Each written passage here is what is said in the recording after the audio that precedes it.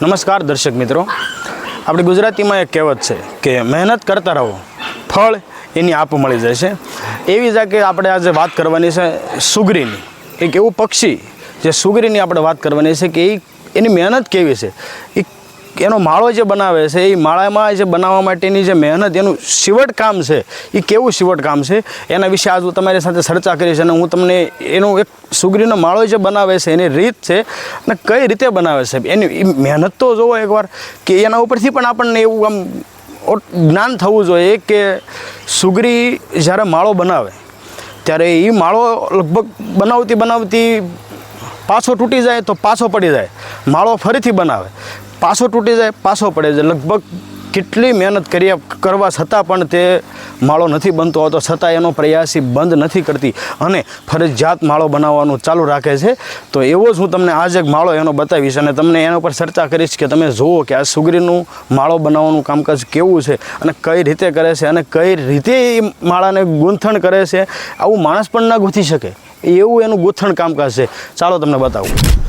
જો આ સુગરીના માળાને નહીં તો લગભગ એને 10 થી 15 વખત ટ્રાય કરતું હોય છે ને ત્યારે એ આવો માળો બને છે.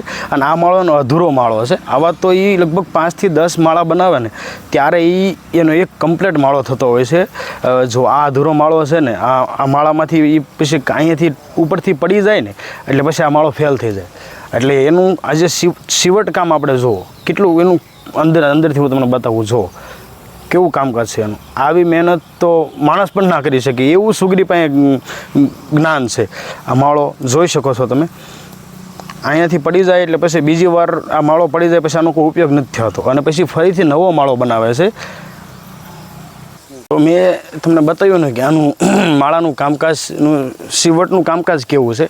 તો આના ઉપરથી એક સુગરીનું પક્ષી છે, એ પક્ષી ઉપરથી પણ આપણને જ્ઞાન મળે છે કે મહેનત કરતા રહો, સફળતા એક દિવસ જરૂરી મળશે. આનું આપણે કામ જ જોઈને આપણને એમ થઈ જાય કે ના, આ એકવાર નહીં પણ 10 વાર બનાવવાની ત્યારે એકવાર એનો માળો સક્સેસ જતો હોય છે. એટલે આના ઉપરથી પણ આપણને એવું જ્ઞાન મળે, પક્ષી ઉપરથી પણ આપણને એવું જ્ઞાન મળે કે ખરેખર મહેનત કરવી જોઈએ. મહેનત કર્યા વગર કાંઈ નથી. મહેનત કરશો ને તો જ તમે એક દિવસ તમારો માળો પોતે બનાવી શકશો એમ. એટલે દર્શક મિત્રોને મારે ખાસ વિનંતી કે તમે આનું કામકાજ જુઓ અને લોકોનો વિડીયો શેર કરો અને ખૂબ વિડીયો મોકલો.